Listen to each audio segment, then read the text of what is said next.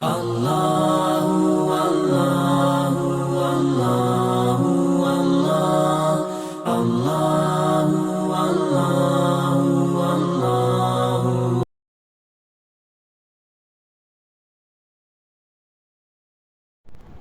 Assalamu alaikum wa rahmatullahi wa barakatuhu. Nahmaduhu wa nusalli ala rasulihil kareem. Amma ba'd, faqad qala Allahu ta'ala fil Qur'anil kareem wal furqanil majid ba'da a'udhu billahi minash shaitanir rajim. Bismillahir rahmanir rahim. فأرسلنا عليهم الطوفان والجراد والقمل والضفادع ودم آيات مفصلات صدق الله العظيم. அளவற்ற அருளாளனும் நிகரற்ற அன்பிலோனும் ஆகிய எல்லாம் வல்ல அல்லாஹ்வின் திருப்பெயரால் துவங்குகிறேன். கண்மணி நாயகம் முஹம்மது ரசூலுல்லாஹ் ஸல்லல்லாஹு அலைஹி வஸல்லம் அவர்களின் மீதும் அன்னாரது அடிச்சுவடுகளை அப்படியே பின்பற்றி நடந்த சத்திய சஹாபாக்கள், தாபிஈன்கள், தபஅ தாபிஈன்கள், ஹுஃபால்கள், ஷுஹதாக்கள், நல்லோர்கள், பெரியோர்கள் என இந்த உம்மத்தினர்களாகிய நம் அனைவரின் மீதும் எல்லாம் வல்ல அல்லாஹ்வின் நல்லருள் என்றென்றும் நிறைவாக உண்டாவதாக. ஆமீன். திருக்குரான் கூறும் உயிரினங்கள் என்ற தொடரில் இன்று நாம் பார்க்கவிருப்பது பேன்களை பற்றி. பேன்களை பற்றி குர்ஆனில் என்ன வந்திருக்கின்றது, அது எந்த கூட்டத்திற்காக வேண்டி அல்லாஹு தஆலா ஒரு தண்டனையாக அனுப்பினான், பெண்களை பற்றி உள்ள ஒரு சில சுவாரஸ்யமான விஷயங்களையும் தங்களுக்கு முன்னால் பகிரப்போகின்றோம். அல்லாஹு தஆலா திருக்குரானில் சூரத்துல் ஆராஃபில் அல்லாஹு தஆலா சொல்லுகின்றான், فَأَرْسَلْنَا عَلَيْهِمُ الطُّوفَانَ وَالْجَرَادَ وَالْقُمَّلَ وَالضَّفَادِعَ وَالدَّمَ آيَاتٍ مُفَصَّلَاتٍ. ஒரு சில வஸ்துக்களை அல்லாஹு தஆலா சொல்லுகின்றான், இவைகள் ஒரு கூட்டத்தார்களுக்கு அல்லாஹு தஆலா அதாபாக, வேதனையாக அல்லாஹு தஆலா இறக்குகின்றான். அது வேறு யாரும் கிடையாது, ஃபிரௌனுடைய கூட்டத்தார்களுக்கு அல்லாஹு தஆலா ஒரு விதமான வேதனையை அனுப்புகின்றான். இதை போன்று அல்லாஹு தஆலா என்ன செய்ததில்லை, வேதனைகளை அதுவரைக்கும் அந்த கூட்டத்தார்களுக்கு கொடுத்ததில்லை. ஆனால் ஃபிரௌனிடத்தில் ஹஸரத் மூசா அலைஹிஸ்ஸலாம் அவர்களும் ஹாரூன் அலைஹிஸ்ஸலாம் அவர்களும் இஸ்லாத்தை எத்தி வைத்த பொழுது அனைவரும் மறுத்தார்கள். ஃபிரௌனும் அவனுடைய கூட்டமும் மறுத்தது. ஃபிரௌனும் அவனுடைய கூட்டத்தினருக்கும் பெயர் கிபுத்திகள் என்று நாம் இங்கே சொல்கின்றோம். அந்த கிபுத்திகள் அனைவரும் மூசா அலைஹிஸ்ஸலாம் அவரை மறுத்தார்கள். வெறும் பனு இஸ்ரவேலர்கள் மட்டும் மூசா அலைஹிஸ்ஸலாம் அவரை ஈமான் கொண்டார்கள். கடைசியாக ஒரு கட்டம் வந்தது. இதை நாம் நேற்று பாம்பு என்ற அந்த உயிரினத்தை பற்றி பார்க்கும்பொழுது சொன்னோம். அனைத்து சூனியக்காரர்களையும் ஒன்று கூட்டி ஃபிரௌன் என்ன செய்தான், மூசாவை ஜெயிக்க வேண்டும் என்று சொல்லி ஒன்று கூட்டினான். ஆனால் அங்கு நடந்ததோ அதற்கு நேர் மாற்றம். என்ன ஆனது, அனைத்து சூனியக்காரர்களும் இஸ்லாத்தை ஏற்றுக்கொண்டார்கள் என்று அல்லாஹு தஆலா திருக்குரானில் சொல்கின்றார். இப்போ இதெல்லாம் முடிந்த பிறகு ஃபிரௌன் இஸ்லாத்தை ஏற்க வேண்டும் என்று சொன்னால் அதற்கு ஒரு சில தண்டனைகளை அல்லாஹு தஆலா என்ன செய்கிறான், கொடுக்கின்றான். அந்த ஒரு சில தண்டனைகளை ஃபிரௌன் அனுபவிக்க வேண்டும். என்னென்ன தண்டனைகள் அல்லாஹு தஆலா கொடுத்தான், அதாவது அவன் கடலில் மூழ்கடிக்கப்படுவதற்கு முன்னால் கொடுக்கப்பட்ட தண்டனைகள், அவனுக்கும் அவன் கூட்டத்தார்களுக்கும் அல்லாஹு தஆலா இந்த தண்டனைகளை கொடுக்கின்றான். என்ன தண்டனை கொடுத்தான் அப்படின்னு சொன்னா, முதலாவதாக அல்லாஹு தஆலா சொல்கின்றான், فَأَرْسَلْنَا عَلَيْهِمُ الطُّوفَانَ. முதலாவதாக அல்லாஹு தஆலா தூஃபானை அனுப்பினான். தூஃபான் என்று சொன்னால் புயல் என்று அர்த்தம், வெள்ளம் என்று அர்த்தம். வெள்ளம் அவர்கள் வீடு முழுக்கவும் சூழ்ந்து கொண்டது. அதாவது பனு இஸ்ரவேலர்களும் அவர்களும் ஒன்றாகத்தான் இருந்தார்கள்.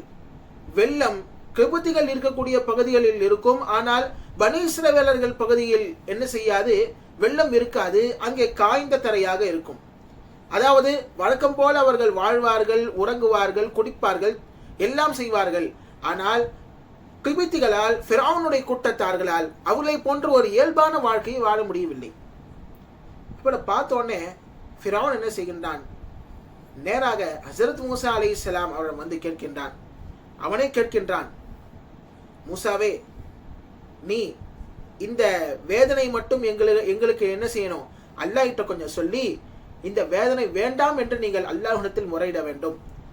இந்த வேதனை மட்டும் அல்லாஹ் நீக்கிவிட்டால் நான் உன்னுடைய பேச்சை கேட்கின்றேன், நாங்கள் அனைவரும் ஈமான் கொள்கின்றோம் என்று சொல்லி ஃபிரௌன் சொல்ல, ஹஸரத் மூசா அலைஹிஸ்ஸலாம் அவர்கள் என்ன செய்தார்கள், துஆ செய்தார்கள். யா அல்லாஹ், ஃபிரௌன் இந்த மாதிரி என்ன செய்யறான், இந்த வேதனை நீக்கிவிட்டால் ஈமான் கொள்கிறேன் என்று சொல்கின்றான், எனவே இந்த வேதனை நீக்கிவிடு என்று மூசா அலைஹிஸ்ஸலாம் துஆ செய்யறாங்க. அல்லாஹு தாலா அந்த வெள்ளத்தை நீக்குகின்றான். திரும்பவும் பழையபடி அவர்கள் வாழ ஆரம்பித்தார்கள். ஆனால் கொடுத்த வாக்கை ஃபிரௌன் காப்பாற்றவில்லை. கொடுத்த வாக்கை ஃபிரௌன் காப்பாற்றல. அதுக்கடுத்ததாக சரி இவன் திருந்த மாட்டான் அப்படின்னு சொல்லி ஹஸரத் மூசா அலைஹிஸ்ஸலாம் அவர்கள் அல்லாஹ்விடம் துஆ செய்கின்றார்கள். யா அல்லாஹ், ஃபிரௌன் திருந்துற மாதிரி தெரியல, அதெல்லாம் என்ன செஞ்சிரு, இன்னும் ஒரு வேதனையை அனுப்பு என்று சொல்லி ஹஸரத் மூசா அலைஹிஸ்ஸலாம் துஆ செய்ய, ஃபிரௌனுக்கு அனுப்பப்பட்ட, ஃபிரௌனுடைய கூட்டத்தார்களுக்கு அனுப்பப்பட்ட இன்னொரு வேதனை அல்லாஹ் தஆலா சொல்கிறான், வல் ஜராத், வெட்டுக்கிளிகளை அல்லாஹ் தஆலா அனுப்புகின்றான். வெட்டுக்கிளிகள் என்ன செய்தது, அதாவது பனி இஸ்ரவேலர்களுக்கென்று தனியாக வயல்கள் எல்லாம் இருந்தது. அதாவது அவர்களுடைய வயல்களுக்கு வெட்டுக்கிளிகள் செல்லாமல் கிபித்துகளுக்கு உண்டான வயல்களுக்கு சென்று அங்கே வெட்டுக்கிளிகள் அனைத்து விதமான பயிர்களையும் நாசமாக்கிவிட்டது. இதனால் அவர்களுக்கு சாப்பிடுவதற்கு சாப்பாடு இல்லை, அரிசி இல்லை. இப்படி அல்லாஹ் தஆலா என்ன செய்தான் என்று சொன்னால், ஒரு வேதனையை கொடுத்தான். ஒரு வாரம் நீடித்தது. அதுக்கடுத்ததாக ஃபிரௌன் வந்து சொன்னான், மூசாவே இதை போன்று இந்த வேதனை நீங்கள் அல்லாஹ்விடத்தில் துஆ கேட்டு நீக்கினால் நாங்கள் அனைவரும் இஸ்லாத்தை ஏற்றுக்கிறோம் அப்படின்னு சொல்றான். மூசா அலைஹிஸ்ஸலாம் அவர்கள் துஆ செய்கின்றார்கள். திரும்பவும் என்ன செய்யறான், ஃபிரௌன் அல்லாஹ்விற்கு மாறு செய்கின்றான், கொடுத்த வாக்கு காப்பாத்தல.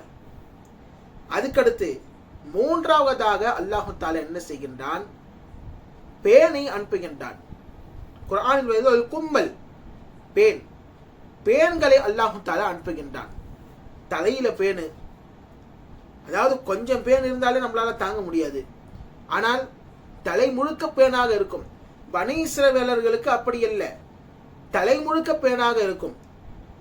அதாவது அவர்கள் எதை எடுத்து சாப்பிட்டாலும் அந்த உணவு அப்படியே பேனாக மாறிவிடும்.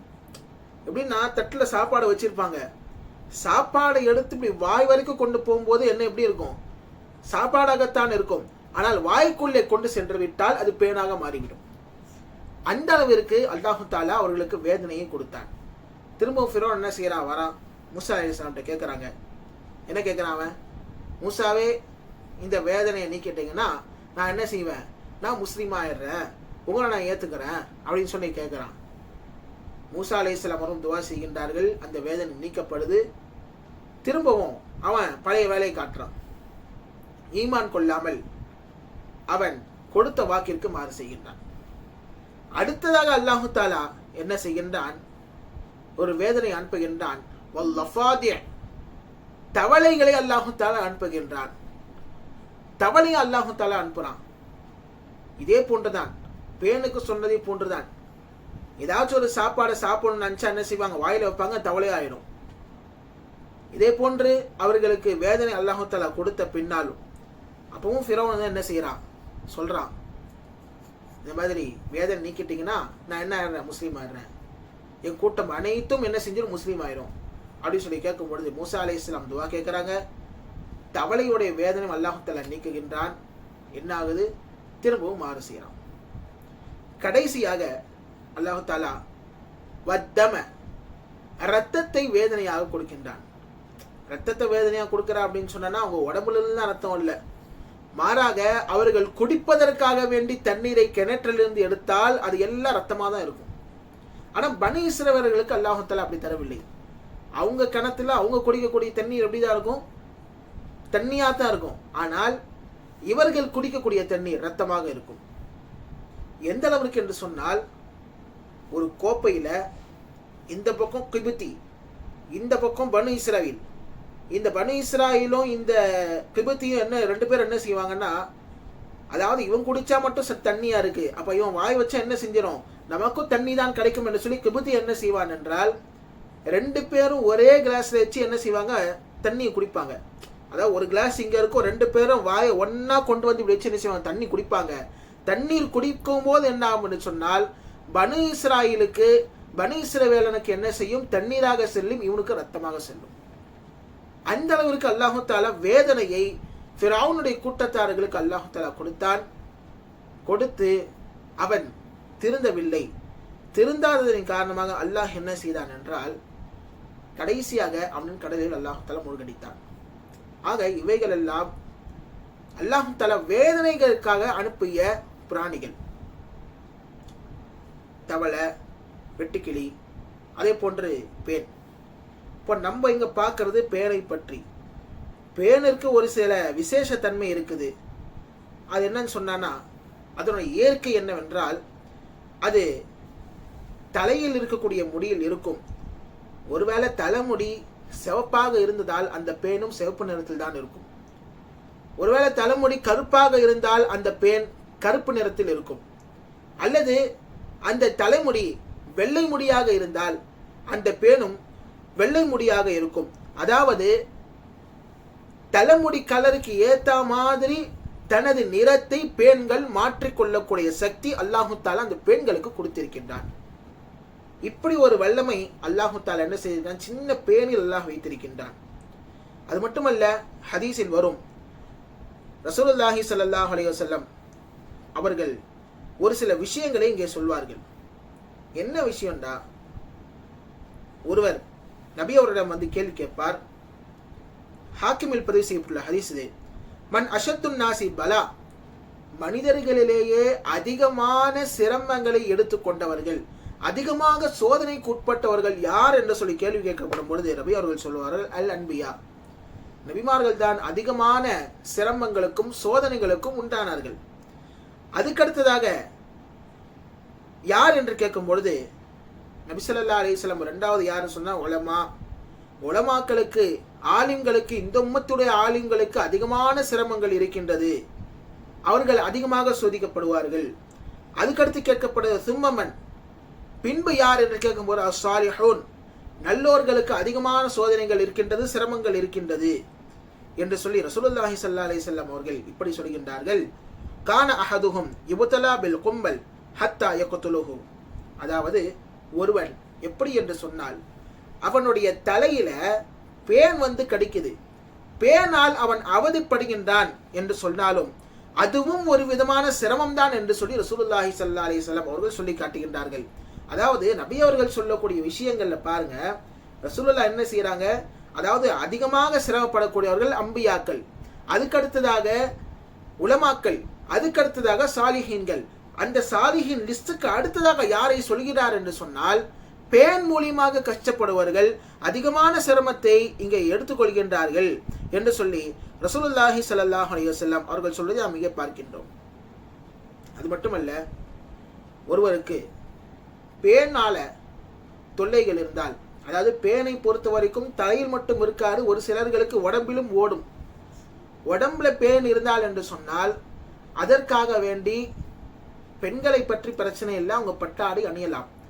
ஆனால் ஆண்களுக்கு அல்லாஹு தாலா என்ன செய்திருக்கின்றான், அல்லாஹும் ரசூலும் பட்டாடையை தடை செய்திருக்கின்றார்கள். பட்டாடை ஏன் தடை செய்யப்பட்டது என்றால், உலகத்தில் அணிந்தால் சொர்க்கத்தில் பட்டாடை கிடைக்காது ஆண்களுக்கு. ஆகையால் உலகத்தில் பட்டாடை என்பது தடை செய்யப்பட்டது. ஆனால் மருத்துவ ரீதிக்காக என்ன செய்யலாம், மருத்துவர் சொல்கின்றார், உங்கள் தோல் பாதுகாப்பாக இருக்க வேண்டும் என்று சொன்னால் என்ன செய்யலாம், பட்டாடை அணிந்தால்தான் நீங்கள் பாதுகாப்பாக இருப்பீர்கள், உங்கள் தோலுக்கு, உங்கள் சருமத்திற்கு அதுதான் பாதுகாப்பு என்று சொன்னால் மருத்துவருடைய ஆலோசனையோடு என்ன செய்யலாம், பட்டாடையை நாம் அணிந்து கொள்ளலாம். அப்படிதான் ஒரு சஹாபி ஹஸரத் அப்துர் ரஹ்மான் இப்னு அவுஃப் ரலியல்லாஹு அன்ஹு அவர்கள் என்ன செய்தார்கள், பட்டாடை அணிந்தார்கள். காரணம், அவங்க உடம்புல பேன் ஓடிக்கொண்டிருந்தது. பட்டாடை அணிந்தால் பேன் என்பது வராது. இப்படி அல்லாஹு தாலா என்ன செய்கின்றான், பேன்களுக்கென்று ஒரு சில முக்கியமான ஒரு சில விஷயங்களை வைத்திருக்கின்றான். அது மட்டுமல்ல, பேனை நாம் கொல்ல வேண்டும் என்று சொன்னால் அதை நாம் கையால் நசுக்கி கொள்ள வேண்டும். தலையில இருக்கும் பொழுதே நாம் என்ன செய்ய, கொலை செய்யக்கூடாது. அப்படியே நம்ம கொன்றக்கூடாது. அப்படி கொன்னுட்டோம் அப்படின்னு சொன்னா என்ன ஆயிடும்டா, கிதாபில் எழுதுகிறார், யூரசுன் நிசியான், அவர்களுக்கு மறதி என்பது ஏற்பட்டுரும். அதனால பேனை தலையிலிருந்து எடுத்து இப்படி நசுக்கிக் கொள்வதுதான் முறை என்பதாக எழுதுகின்றார்கள். அது மட்டுமல்ல, உயிரோடு என்ன செய்யணும், அந்த தேனை அப்படியே உயிரோடு இருக்கக்கூடிய நிலை அப்படியே நம்ம என்ன செய்வோம், இப்படி நசுக்க கூடாது. இப்படி எடுத்து கையில வச்சு என்ன செய்யணும், நசுக்கணும். தலையில் வைத்து என்ன செய்யக்கூடாது, நசுக்க கூடாது என்று சொல்லி கிதாபில் இங்கே எழுதியிருக்கின்றார்கள். சரி, தொழுகையில் இருக்கும்பொழுது ஒரு சில வஸ்துக்கள் நம்ம கிடைக்குமே. இப்போ பேனும் கிடைக்கும். தொழுதுட்டு இருக்கிறோம். தொழும்போது நாம பேன் என்ன செய்யலாமா, அடிக்கலாமா? அல்லது கொசுவை கிடைக்கும், கொசுவை நாம் அடிக்கலாமா என்று சொன்னால் அதிகமான செயல்கள் என்பது இருக்கக்கூடாது. அதாவது ஒரு சில செயல்கள் அப்படின்னு சொன்னானா, ஒருத்தர் தொழுதுட்டு இருப்பாரு, ஒரு சில செயல்களை செய்வார். அதை பார்த்து ஒருத்தர் என்ன நினைக்கூடாதுண்டா, இவர் தொழுகிறாரா இல்லையா அப்படின்னு சொல்லி சந்தேகம் வந்துடக்கூடாது. அந்த அளவிற்கு அதிகமான செயல்களை செய்து விடக்கூடாது. அப்ப அதே போன்றான் பேனை அடிக்க, தொழுகையில் இருக்கும் போதே பேனை அடிக்கணும்னு சொன்னானா ஒரே அடியில் என்ன செஞ்சிடும், விட்டுறணும். சும்மா அதை நோண்டிக்கிட்டே இருந்தா தொழுகை என்பது ஃபசாதாகிடும், தொழுகை என்பது கூடாமல் போய்விடும் என்பதை நாம் இங்கே பார்க்க முடியும். அது மட்டுமல்ல, ஹதீஸில் ரசூலுல்லாஹி ஸல்லல்லாஹு அலைஹி வஸல்லம் அவர்கள் மஸ்ஜிதுல பேனை அடிப்பதை தடை செய்திருக்கின்றார்கள். தலையில பேன் இருக்குது, அதை அப்படியே பேன் அப்படி தூக்கி போறதையும் ரசூலுல்லாஹ் தடை செஞ்சிருக்காங்க. ஹதீஸில் வருகின்றது, ஒரு மனிதர் என்ன செய்கின்றார், தன் ஆடையில் பேன் இருப்பதை பார்க்கின்றார். பேன் இருப்பதை பார்த்து என்ன செய்யறாரு, பள்ளிவாசல்லே அப்படியே தூக்கி போட்டுறாரு. அதை பார்த்து ரசூலுல்லாஹி ஸல்லல்லாஹு அலைஹி சொன்னார்கள், லா தஃஅல், நீ இப்படி தூக்கி போடாதே, அதை உன் ஆடையிலேயே எடுத்துக்கொண்டு என்ன செய், மஸ்ஜிதிற்கு வெளியே நீ போட்டு விடு என்று சொல்லி ரசூலுல்லாஹி ஸல்லல்லாஹு அலைஹி வஸல்லம் அவர்கள் சொல்லக்கூடிய ஹதீஸை நாம் இங்கே பார்க்கின்றோம். ஆக மஸ்ஜிதில் வைத்து பொதுவாக மஸ்ஜித் என்ன செய்யக்கூடாது, பேனை நம்ம போடக்கூடாது. எந்த விதமான குப்பை கூலங்களை போடக்கூடாது. அதே இந்த பேனாக இருந்தாலும் சரி என்ன செய்யக்கூடாது, அதை நசுக்கி பள்ளிவாசல் அப்படி போடக்கூடாது என்று சொல்லி நமக்கு இங்கே ரசூலுல்லாஹி ஸல்லல்லாஹு அலைஹி வஸல்லம் அவர்கள் சொல்லி தருகின்றார்கள். அடுத்தபடியாக இங்கே பேனை பற்றிய ஒரு சில பலன்கள், என்னென்ன பலன்கள் இருக்கின்றது என்று சொன்னால், பேனை பொறுத்த வரைக்கும் ஒருவர் முன்னர் சொன்னதை போன்றுதான், அது உயிரோடு என்ன செய்யக்கூடாது, தலையில இருக்கிற நிலையை கொலை செய்யக்கூடாது. அப்படி ஒருவேளை நாம் கொன்றுவிட்டால் அது நமக்கு மறதியை ஏற்படுத்தும். ஹதீஸில் ரசூலுல்லாஹி ஸல்லல்லாஹு அலைஹி வஸல்லம் சொல்கிறார்கள், ஒரு சில விஷயங்கள் நமக்கு மறதியை ஏற்படுத்தும். அது முதலாவது அக்லு சூரில் ஃபாரி, அதாவது ஒரு எலி என்ன செய்யுது, வாய் வச்ச பாத்திரத்தை நாம் எடுத்து உண்பது. ஒரு வஸ்துவில் எலி வாய் வச்சிருச்சு, நமக்கு தெரியும் அந்த எலி வாய் வச்சிருக்குன்னு தெரியும், தெரிந்து கொண்டே அந்த வஸ்துக்களை சாப்பிடுவது நமக்கு மறதியை கொண்டு வந்து சேர்க்கும். அதுக்கடுத்ததாக வயல்காவல் கமலத்தி வகிய ஹையத்துன், அதாவது பேனை உயிரோடு எடுத்து தூக்கி போடுவது. அப்படியே எடுத்து என்ன செய்யறாரு, அப்படியே உயிரோடு தூக்கி போட்டால் அது என்ன செய்யும், மறதியை ஏற்படுத்தும். ஆக தூக்கி போடணும்னு சொன்னா கையில எடுத்து நசுக்கி அதை கொலை செய்து விட்டு தான் நான் இங்கே தூக்கி போட வேண்டும். மூன்றாவதாக ரசூலுல்லாஹி ஸல்லல்லாஹு அலைஹி வஸல்லம் சொல்கின்றார்கள், வல் பௌலு ஃபில் மாஇர் ராகித், அதாவது தேங்கி இருக்கக்கூடிய தண்ணீரில் சிறுநீர் கழிப்பதாலும் நமக்கு மறதி என்பது ஏற்படும் என்று சொல்லி ரசூலுல்லாஹி ஸல்லல்லாஹு அலைஹி வஸல்லம் அவர்கள் இங்கே சொல்லி தருகின்றார்கள். அது மட்டுமல்ல, ஒரு சில பலன்கள் என்னவென்று சொன்னால், ஒரு மனிதருக்கு சிறுநீர் பிரச்சனை இருக்குது, அவருக்கு சரியா சிறுநீர் வரவில்லை என்று சொன்னால் ஹயாத்துல் ஹைவானில் எடுத்து எழுதியிருக்கின்றார்கள், பேனை எடுத்து சிறுநீர் வரக்கூடிய இடத்தில் வைத்தால் உடனே சிறுநீர் வந்து விடுமா. அது மட்டுமல்ல, ஒரு பெண் தன் தலையில் உள்ள அந்த பேனை எடுக்க வேண்டும் என்று சொன்னால் நன்றாக எண்ணெய் தேய்க்க வேண்டும்.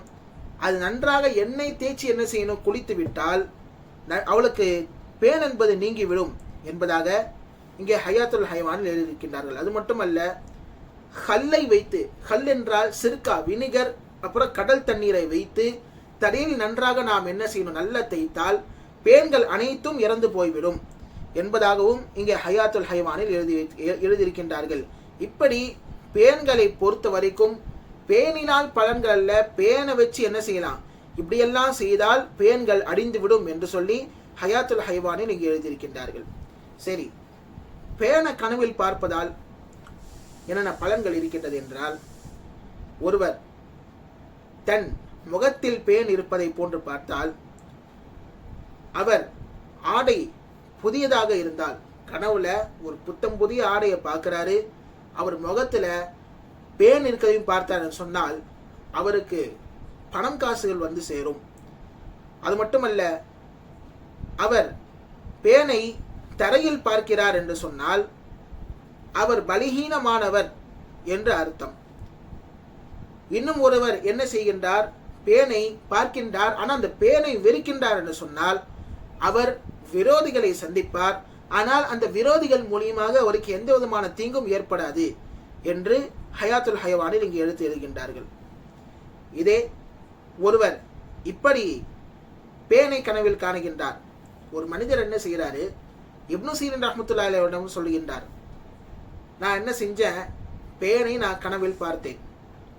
பேனை நான் கனவுல பார்த்து என்ன செய்தேன், பேனை எடுத்து என்ன செஞ்சேன், சாவடிச்சு என்ன செஞ்சேன், தூக்கி போட்டேன் கட்டில்ல. இப்போ இதுக்கென்றான என்ன பலன் என்று சொல்லி கேட்கும் பொழுது இப்னு சீரின் ரஹ்மத்துல்லாஹி அலைஹி சொன்னாங்க, துத்துலகு ஸௌஜத்துக அலா யதிஹி, நீ உன் மனைவியை நீயே தலாக்கு விட்டு விடுவாய் என்பதாக சொன்னாங்க. அதே போன்று அந்த மனிதர் என்ன செய்து விட்டார், ஒரு கட்டத்தில் தன் மனைவியை தலாக் விட்டு விட்டார் என்பதாக இங்கே ஹயாத்துல் ஹயவானில் இங்கே எடுத்து எழுதியிருக்கின்றார்கள்.